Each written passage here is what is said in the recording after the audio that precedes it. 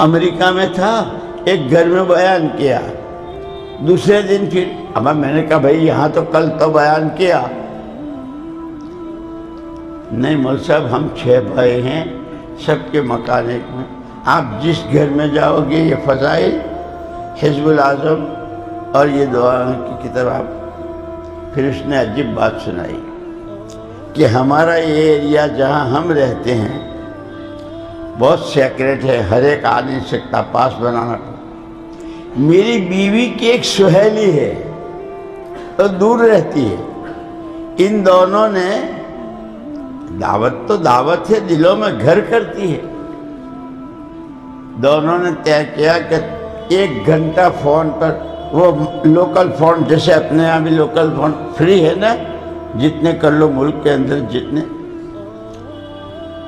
کہ ہماری بیوی نے اور نورش نے دونوں 1 گھنٹہ وہ قرآن پڑھتی ہے فون پر، میری بیوی سنتی ہے، 1 گھنٹہ میری بیوی پڑھتی ہے۔ امریکہ میں قرآن زندہ ہو رہا ہے۔ یہ سب دعوت کی برکت ہے۔ ہم کو اللہ پاک نے گھر بیٹھے، ابھی آپ لوگوں نے تو دیکھا نہیں، حضرت قاضی عبدالوہاب صاحب رحمۃ اللہ علیہ، بھائی فضل کریم صاحب، اور پھر حکیم صاحب تھے، اور جو بڑے اپنے کنکوڑی والے، اور یہ سارے جو کیا قربانیاں تھیں، کیا کام جو ہے وہ ہمیشہ قربانی سے چلے گا۔ اور ایک مرتبہ میں چائے کے برتن دھو کر حضرت جی کے کمرے میں رکھ کر جا رہا تھا تو حضرت جی مجھے بلایا، مولوی صاحب یہاں آؤ۔ جی حضرت، ایک بات یاد رکھیو جی، یہ کام چالاکیوں سے نہیں چلتا، قربانیوں اور اخلاص سے چلتا ہے، اخلاص کے ساتھ جاؤ، بس اتنی بات۔ ایک مرتبہ مجھ سے کہا جاؤ دیکھو مولانا عمر صاحب کیا کر رہے ہیں۔ میں گیا، وہ کمرے میں بیٹھے تھے، میں نے کہا حضرت جی یاد فرما رہے ہیں۔ تھیلا اٹھایا، آگے وہ پیچھے میں دروازے پر السلام علیکم، وعلیکم السلام، آپ نے یاد فرمایا؟ نہیں۔ جب حضرت جی نے کہا نہیں تو وہ تو چلے گئے، اب مولانا عمر لاٹ صاحب کھڑے ہیں۔ حضرت جی پوچھے مولوی صاحب کیا کہا تھا؟ حضرت جی 2.5 گھنٹے کی تقریر تو کر لوں گا، لیکن کیا کہا تھا؟ اور لہجہ بدلا حضرت جی نے، پھر فرمایا تشریف رکھو۔ فرمایا پورے کام کا گر ہے، گر یہ کیا، جتنا کہیں جیسے کہیں۔ اور وہ ہم نے ہوشیاری کہی تھی، میں نے کہا جا کے کہوں گا کہ بیٹھے ہیں تو پھر بلانے بھیجیں گے، تو پھر احمد لاٹ کیا ہوا، وہ تو بہت ہوشیار ہے، تو وہ ہوشیاری بیوقوفی نکلی۔ اس لیے اس کام میں ہوشیاری نہیں، جو بڑوں نے راستہ بتایا ہے، جس طرح اپنی قربانی کی مقدار بڑھاتے رہنا، ہر ایک کو سینے سے لگانا۔ اور حضرت حذیفہ رضی اللہ تعالیٰ عنہ کہتے ہیں کہ جتنی خرابیاں جو اللہ کو پسند نہیں ہے، جس کو بندے میں دیکھنا ہی نہیں چاہیے، اس سب کے لیے میں نے اپنی ذات کو، حسد بھی، کینہ بھی، دنیا کی محبت بھی، یہ بھی وہ بھی، سب میں نے، یہ سب میرے میں جتنی خوبیاں ہیں، تقویٰ ہے، توکل ہے، صبر ہے، شکر ہے، اللہ کی محبت ہے، نبی پاک صلی اللہ علیہ وسلم، اس کے لیے میں نے سب کو کہ میرے سارے ایسے ہیں۔ جب ہر ایک یہ سوچے گا تو سگے بھائیوں سے زیادہ محبت ہوگی، اور اگر یوں کہہ نہیں میں ہی ہوں سب کچھ۔ اس لیے ایک مرتبہ ہم بیٹھے تھے، حضرت جی رحمت اللہ نے فرمایا کہ وَمَنْ أَحْسَنُ قَوْلًا مِّمَّنْ دَعَا إِلَى اللَّهِ وَعَمِلَ صَالِحًا وَقَالَ إِنَّنِي مِنَ الْمُسْلِمِينَ۔ یہ اس آیت میں 3 چیزوں کی طرف توجہ دلائی گئی۔ وَمَنْ أَحْسَنُ قَوْلًا کہہ کر کے کہ تم اس عالمی نبی کے امتی ہو جو قیامت تک کے لیے آخری نبی، انہی کی شریعت، انہی کی اتباع میں سب کی دنیا آخرت کی کامیاب، اس لیے پورے عالم کے فکر کے ساتھ اس کام میں لگنا ہے۔ لیکن ساتھ کے ساتھ یہ فرمایا وَعَمِلَ صَالِحًا کہہ کر کے متوجہ کیا ایسا نہ ہو کہ سارے جہاں کا درد و غم اپنے جہاں سے بے خبر اپنی ذاتی.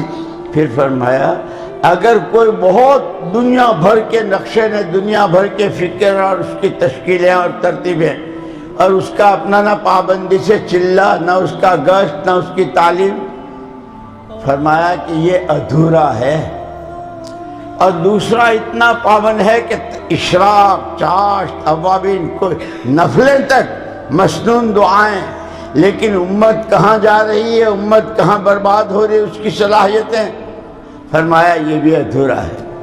پھر عجیب بات فرمائی جس خوش قسمت کو اللہ پاک یہ دونوں دولتیں دے دے، پورے عالم کا بھی فکر ہو کہ پورا دین پوری دنیا میں قیامت تک کے لیے حقیقت کے ساتھ زندہ ہو جائے، اس کا فکر بھی، اور اپنی ذات سے روزانہ کے، ہفتے کے، مہینے کے، سال کے، گھر کے، اجتماعی انفرادی سارے عمل شریعت سنت کی پابندی. فرمایا جس خوش قسمت کو اللہ یہ دونوں دولتیں دے دے، وقال اننی من المسلمین، کہ اس کے بعد وہ کوئی اپنی حیثیت نہ بناوے، بہت پرانا ہوں، بہت قربانی ہے، میرا تو حق ہے.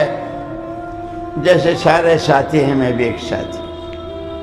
اس پر یاد آیا ایک مرتبہ مولانا یوسف صاحب رحمۃ اللہ علیہ فجر کے بعد بیان کیا کرتے تھے، تو ڈاکٹر ذاکر حسین صاحب رحمۃ اللہ علیہ جو کسی زمانے میں صدر رہے ملک کے، وہ الیکشن لڑ رہے تھے.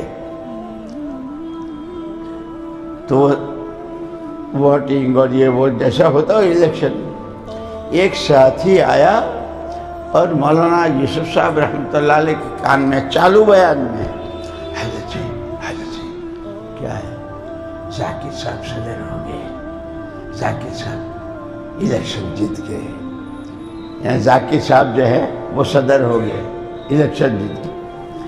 مولانا یوسف صاحب رحمۃ اللہ علیہ نے مائک سے منہ ہٹا کر اس سے کہا بھلے آدمی، تو مجھے یوں کہتا کہ فلاں ملک کا صدر چلے میں گیا تو یہ میرے لیے خوشی کی چیز تھی. ذاکر صاحب الیکشن جیت گئے تو کیا ہوا؟ پھر فرمایا تو کیا جانے ذاکر صاحب اوکھلے سے پیدل چل کے اندھیرے میں ابا کے پاس آتے تھے، اور ہماری ملاقات ہوئی ایک مرتبہ ان سے مدینہ منورہ میں ریاض الجنہ میں. ہماری جماعت تھی، ہم بیٹھے تھے، وہ تو سرکاری آدمی، ان کے لیے تو سب آگے پیچھے ہو. انہوں نے ہم کو دیکھا تو اٹھ کر خود اپنے پاس ہمارے پاس آئے، کہا جماعت والے ہو؟ جی میں بھی تمہارا آدمی ہوں، اس صدارت نے مجھے بیکار کر دیا.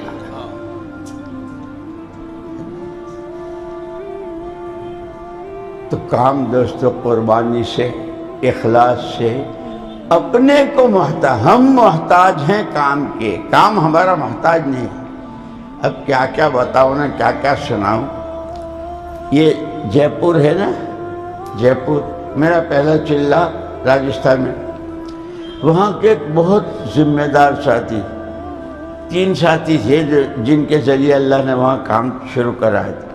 تو وہ ایک مرتبہ آئے نظام الدین میں، دوپہر کا وقت تھا، گرمی بہت سخت. تو جن کے پاس یہ امانتیں اور خطوط اور جماعتوں کا سامان وغیرہ، وہ بیٹھا تھا اپنا کام کر رہا تھا. انہوں نے کھڑکی میں سے کوئی بات پوچھی تو اس نے بہت اکھڑا ہوا بدتمیزی کا جواب دیا. خیر پھر حضرت جی رحمۃ اللہ علیہ کے پاس آئے، وہ پوچھا حضرت وہاں کس کو بٹھایا ہے؟ کیا بات؟ یہ میں نے تو اتنی بات پوچھی تھی، اس نے تو مجھے یہ جواب دیا. حضرت جی رحمۃ اللہ علیہ گرمی بہت تھی، لنگی اور نیچے کی کمری پہنے ہوئے تھے، کتاب اسی حال میں اٹھ کر آئے. حاجی صاحب کو تم نے یہ جواب دیا؟ جی میں نے جواب دیا. معافی مانگو. میں نہیں مانگتا. وہ حضرت جی سے کہہ رہا ہے میں نہیں مانگتا. حضرت جی رحمۃ اللہ علیہ نے فرمایا کھڑے ہو جاؤ. اب اس کے پاس ساری امانتیں ساری چیزیں، چلو یہاں سے. تم سمجھتے ہو تمہارے سے کام ہے؟ نہ تم سے ہے. اور پھر فرمایا نہ تم سے ہے نہ ہم سے ہے، یہ تو اللہ کا کام ہے، اللہ چلا رہے ہیں، چلو یہاں سے. ایسا گیا کہ آج تک وہ دیکھنے کو نہیں ملا. آنے والوں کا اکرام، ہر ایک کی نوعیت کو سمجھنا، ان کی صلاحیتوں کو سمجھنا، استعمال کرنا ہے نہیں.